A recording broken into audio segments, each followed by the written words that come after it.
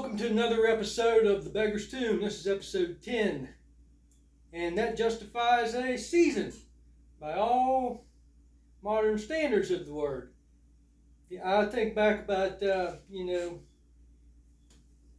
times past in the entertainment industry when it was ran by network television, your season needed to be at least 20 seasons. They really got some work out of some artists back then. There weren't near as many big people doing it on a big level like that. Now with YouTube and stuff, with a lot of people coming up faster, it gives artists more holes.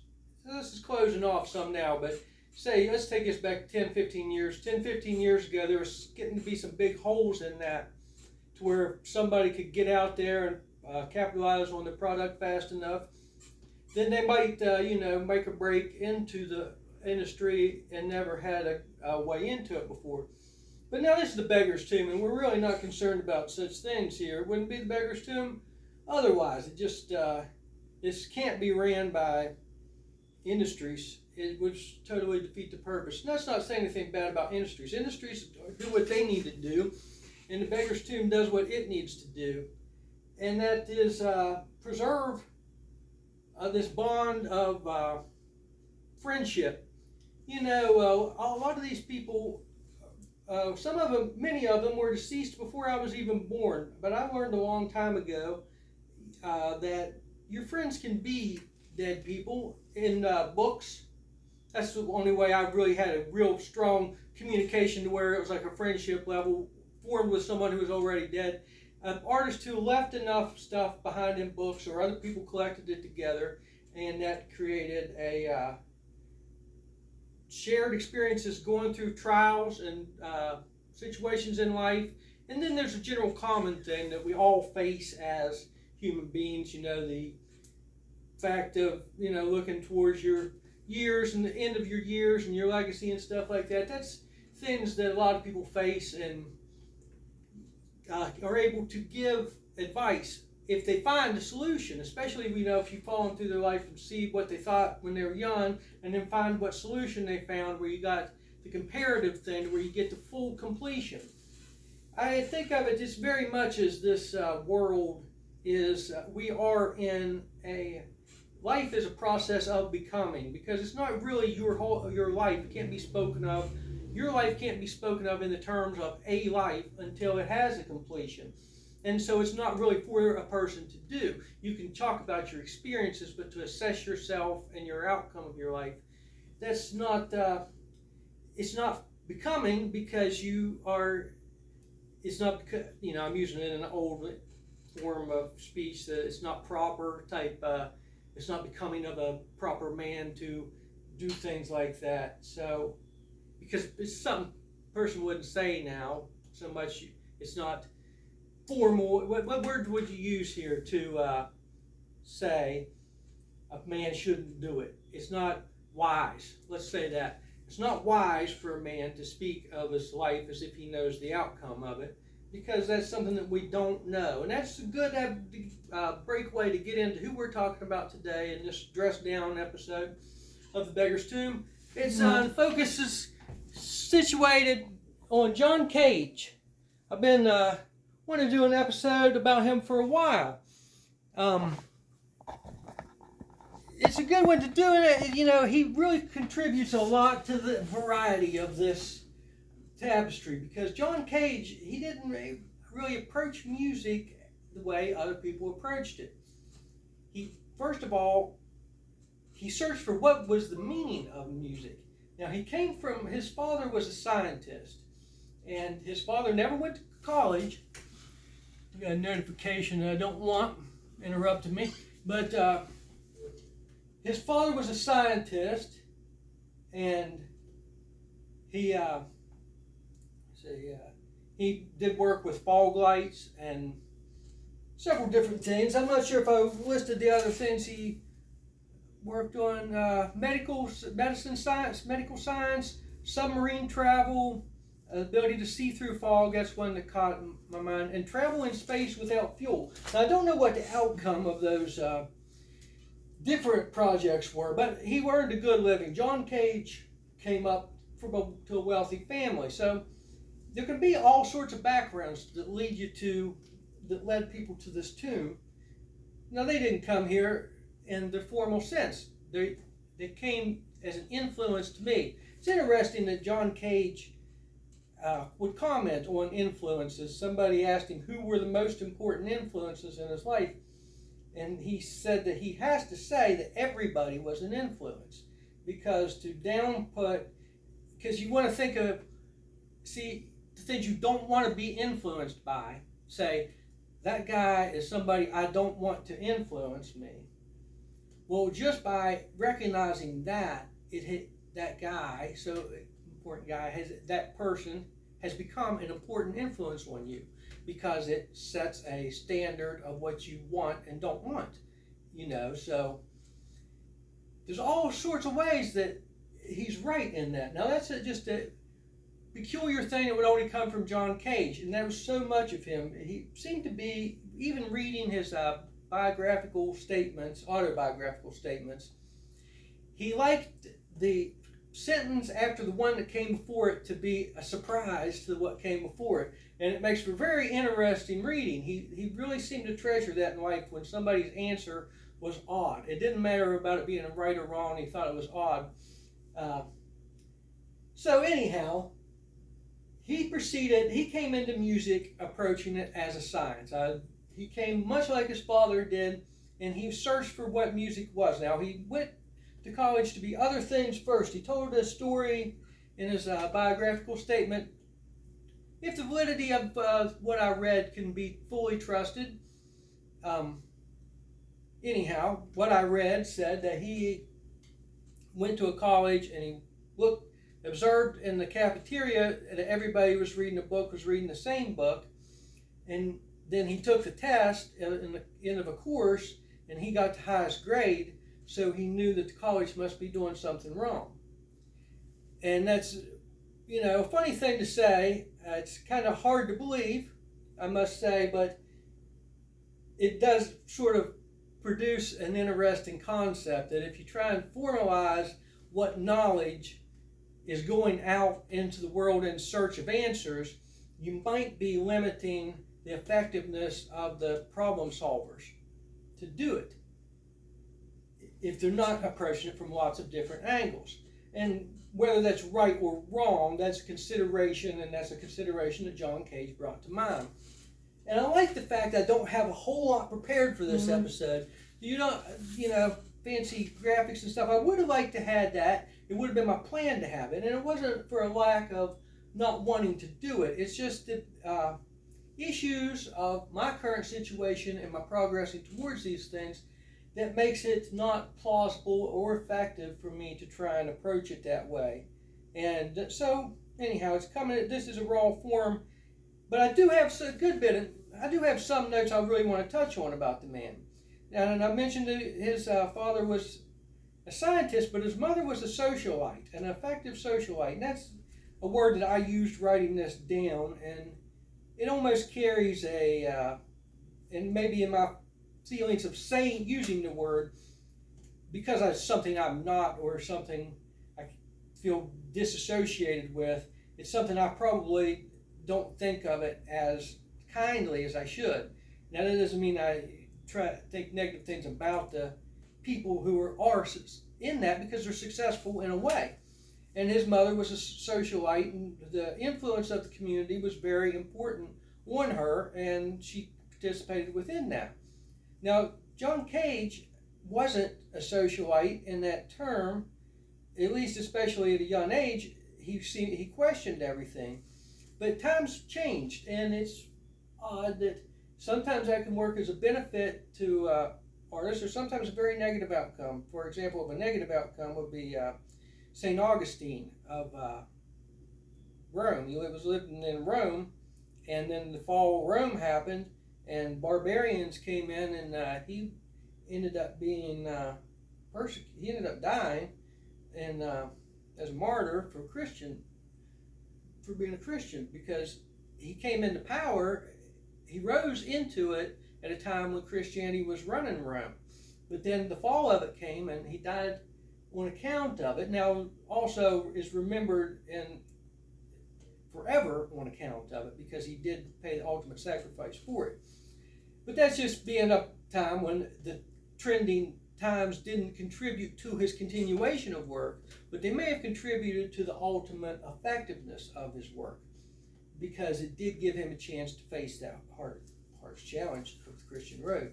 Well, John Cage's benefit for a time worked in a good way. A situation came into music and writing and just thinking in general, the avant-garde, that these were considered fresh new minds that had a fresh new approach to all the old things, and because they were avant-garde, they were free of trying to be judged by the standards of the other, being that they, even if they lacked a degree, it didn't matter, because they were above the thinking of the times and taking it on to the next level, so the degree wouldn't have helped them, and it rather would have been hindering.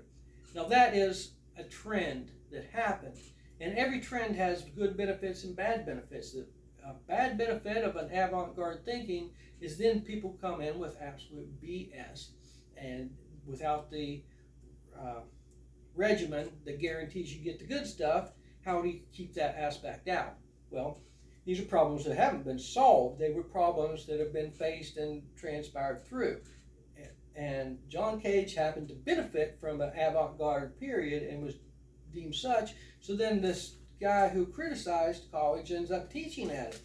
Go figure, and so he became a professor. But none of that is the important thing, because that wasn't really an achievement or disachievement, because in one area, if you consider getting the college education a part of it, well, he never got that. So it's neither here nor there, but it was a way he was able to make a living and sustain himself, and at least be, able to keep the same social life he had growing up, especially considering he came from a pretty wealthy family. And I know that because of his life story and the events that took place. He just mentioned that he wanted to go to Europe and spend some time there, and his mother and his family just said, okay, we'll go do that. And while he was there, he always continued questioning stuff, though. He studied architecture for a while, and one teacher said to him, get out of Gothic architecture and switch to modern architecture, and he did. Well, then the teacher of modern architecture told him, said, to achieve anything in this field, you have to be willing to dedicate your life to it. So he quit that very day. He said, okay, I'm not willing to do that, and walked away from it. Well, is that a good thing or a bad thing? He's taken his professor's advice in going forward by being honest with himself and what he was willing to give to it. So he walked away from it. So here's one college education experience he had on the actual, regular school he goes to. Now he's got a teacher who's giving the college education, but he's getting to travel too, and he still wasn't done with his searching for what his destiny was going to be and looking for what field of study he would go into. Well, then he got into music, and he decided this was something that he could dedicate his life to. Well, a composer at the time, Schoenberg, said to him, studying someone who he looked up to, and Schoenberg,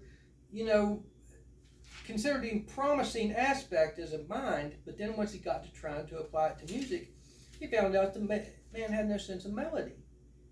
And now he's finally found something he wants to dedicate his life to. He starts off, he's got ways and means, but coming from a family. He's got an intellect, but when he finally finds what he wants, he doesn't have what his own person he looked up to said didn't have what it takes to do it.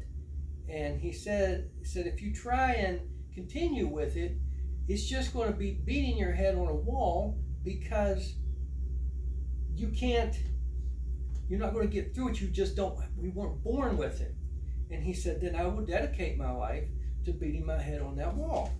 And that sounds like such a hard-headed thing to say, but he's already decided that he's committed to it. And the first trial of that, of being committed to it, was taking the advice of someone who he's aspiring to, who he's followed. He came into the field because of an aspiration. That's one of them things where they say sometimes it's not good to meet your heroes. And I have an experience that someday on a Beggar's Tomb I might really share. It could probably be a whole season in and of itself of meeting my hero, and finding out, well, it's not necessarily the hero's fault if they disappoint you, if you made it stated going into things leading up to the point that they're your hero. It gives you ridiculous expectations, first of all, in what behavior to have towards you, and secondly, it gives the people around you too many ways to intersect that point in time, meaning that as you draw towards something, it's already, people feel they already know what your intentions are, and therefore their response to things might be based on that. But anyhow, that's off the course, and that's a good thing to get off the course sometimes, because it's like getting off a busy highway and doing a little off driving things. You don't really see a whole lot on the freeways sometimes, but freeways are the best way to get from point A to B if you want to get there fast. So we got to get back on the freeway here, and I got in right here. Okay, this is where he comes into a concept of going into a different type of religious study than what he came up with. Being Anglo-Saxon in the United States, white dude, in other words, coming up and more on what's referred to as the WASP, wealthy Anglo-Saxon Protestants. I think that's one of those words that it's not nice though, because it's kind of not a, wasps are bad things that sting, and it's not fair to label people like that. But that's what the word that people generally refer to people from his socioeconomic starting point came from. And so Christianity was what he studied growing up, but being as his approach to everything was almost a flip side of the coin to produce different, because that's what he saw, he went to a whole different religion to a degree, because that was his general nature. And it's not I don't feel that it was in opposition to everything. It was just in a reaction to what he should be, because to want to contribute something, you have to be something that's not already present and well accounted for.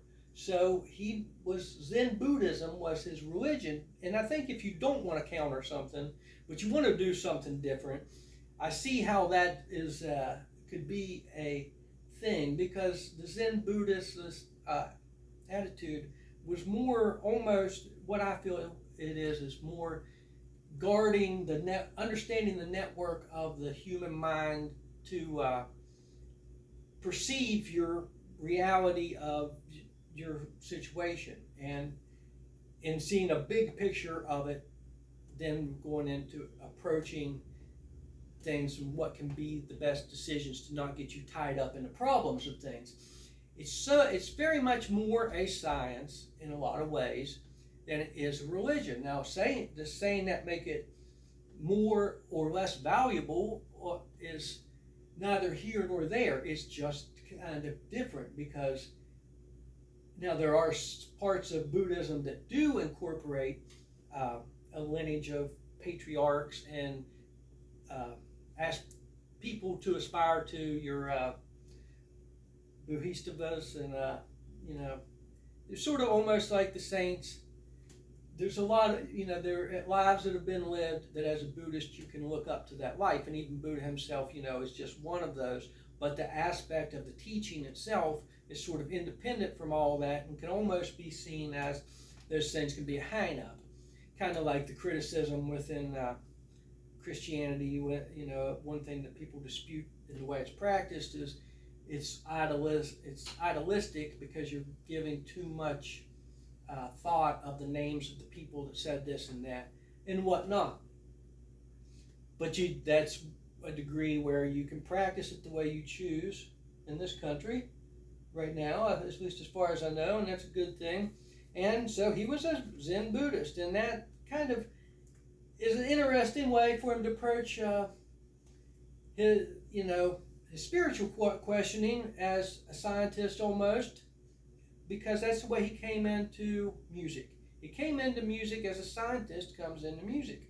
And right off the bat, it's kind of interesting to note that music is taught as music theory, and it's music theory for a reason, because there aren't laws that regard it. Some people have tried to institute laws that do regard what music can be said to be or not. But at least when I went to college, it was taught as music theory, because theories can be applied to it to get a desirable result. You have chord progressions, you have the idea of consonant sounds and dissonant sounds. And John Cage was very dissonant. And, a lot of people don't want any dissonance in their music. They don't want it in the output. Sometimes can be seen that your mistakes are left right in there. But it's kind of interesting that that's kind of what John Cage felt most important were the mistakes. And isn't that interesting? It seems like it could all be seen as a guy trying to justify not doing what he should.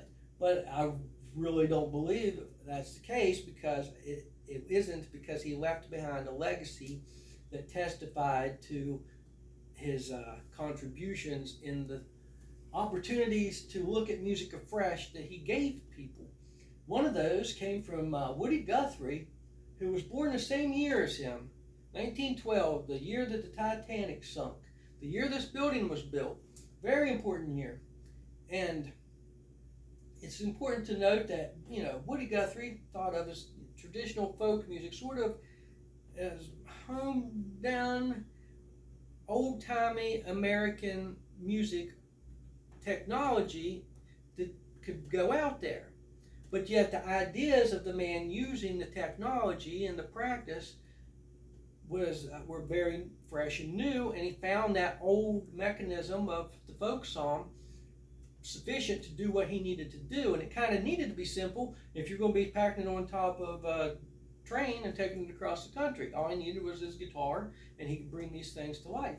And so he found music to be, Woody Guthrie did, a kind of what a definition of it could be, that it helps with communication, because that's what it gave his message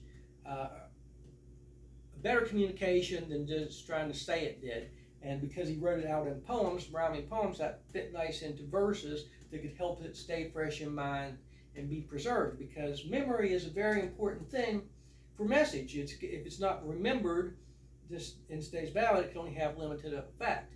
Now, the memory that lives in the actual mind, if it's rhyming, the brain can store that better. I don't think computers are really set up to give rhyming words better status of association, but we can remember things better if they rhyme, because having that rhyming scheme gives you a clue of what the next line is. So that was Woody Guthrie's approach. But John Cage came into creating music that a lot of people say is not even music, because he approached it with the theory that he heard that gave him a renewed thing, because he wasn't satisfied that it was just to communicate, and because he approached it for what its potentials could be that he didn't know of.